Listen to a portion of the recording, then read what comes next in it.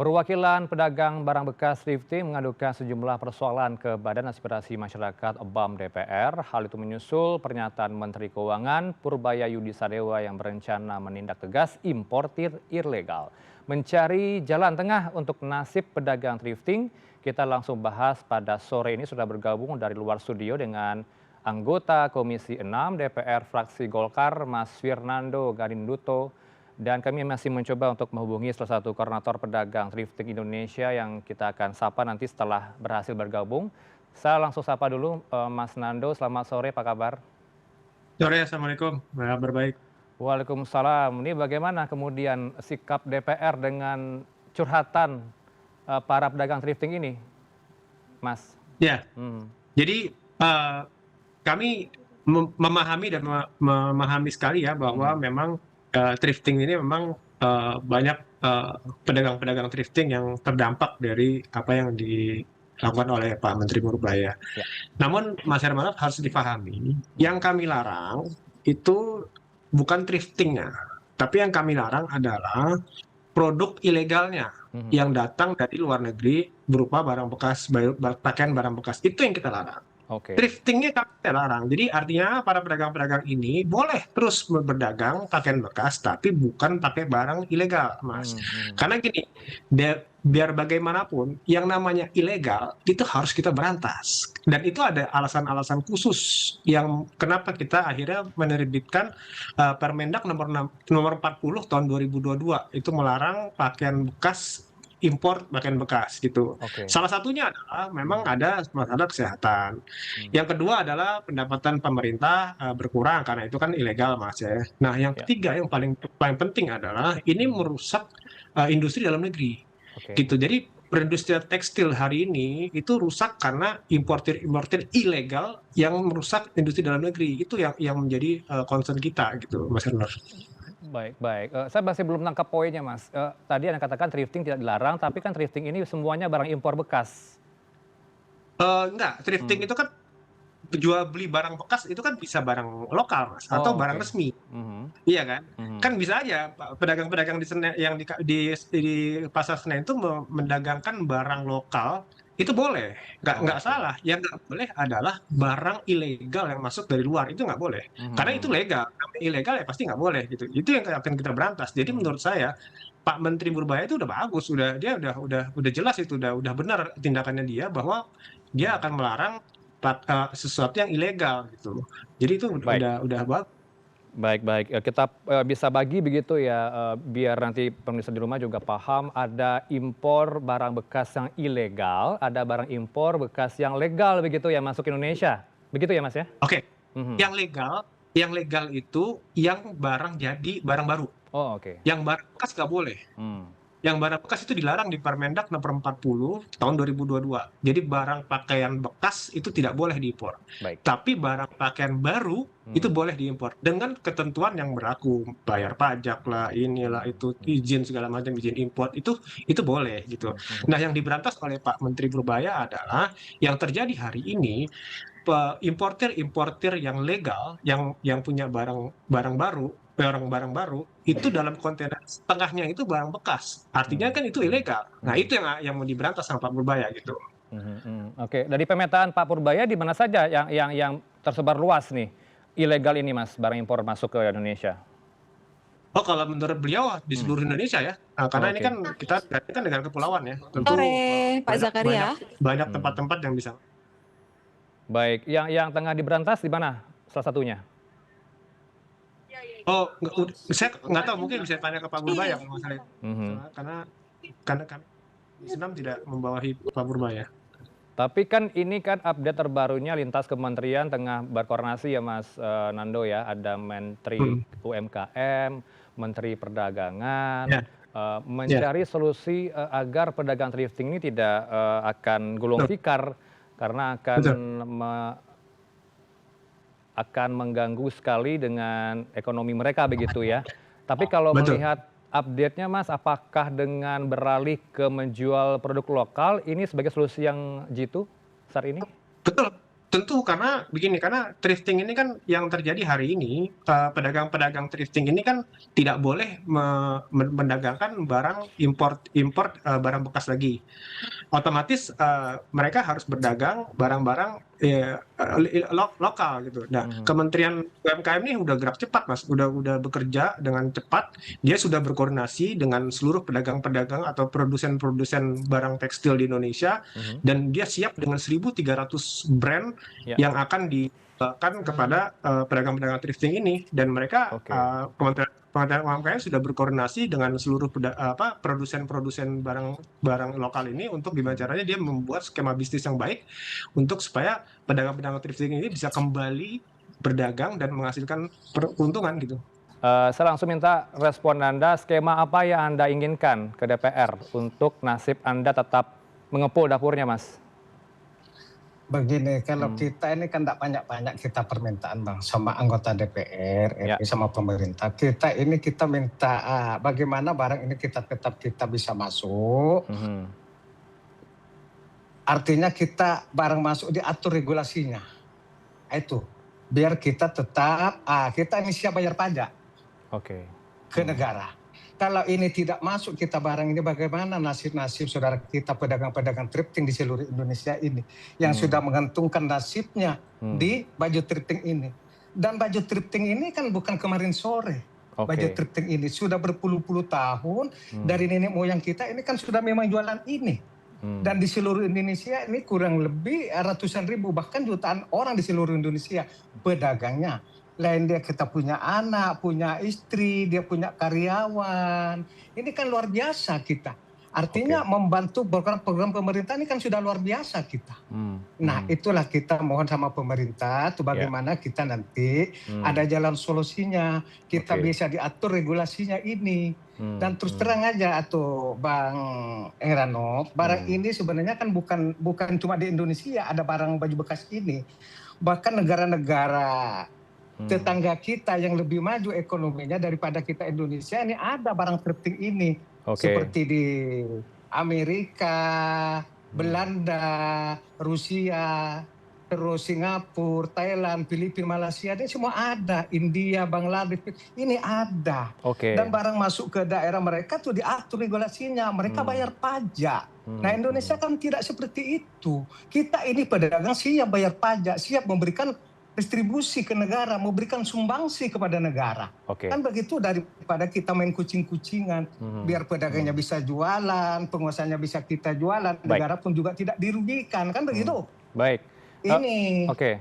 Tapi bisa dipastikan barang yang Anda perjualbelikan ini legal begitu ya, bukan ilegal? Betul sekali, Bang Areno. Lewat bea cukai begitu ya, Mas ya, bisa dipastikan?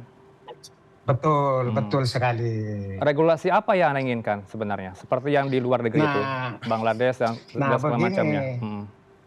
Begini, kita maunya kita begini, kita bolehlah kita dibatasi kita. Kalau memang kita batasi berapa sih satu bulan kebutuhan kita thrifting ini seluruh Indonesia pedagangnya.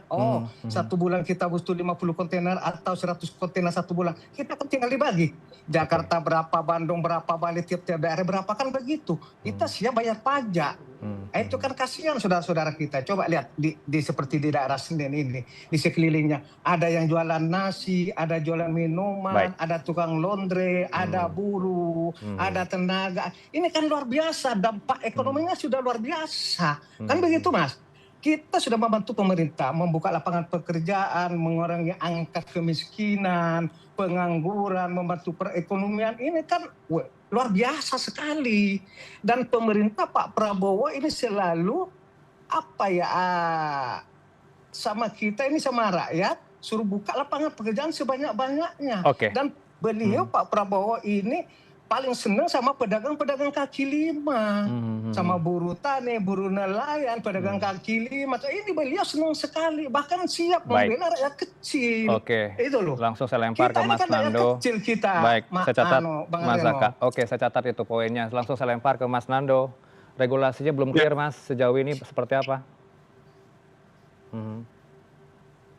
Maaf, saya kepencet ya. Jadi memang kalau regulasi, kalau memang itu barang itu barang jadi, bukan barang bekas ya. itu legal Mas, nggak masalah. Itu bisa masuk melalui bea cukai, ada perizinan impornya, bayar pajak dan seterusnya. Itu nggak masalah kita. Yang menjadi masalah, yang dilarang oleh Pak Purbaya hari ini yang mau diberantas itu adalah yang ilegal.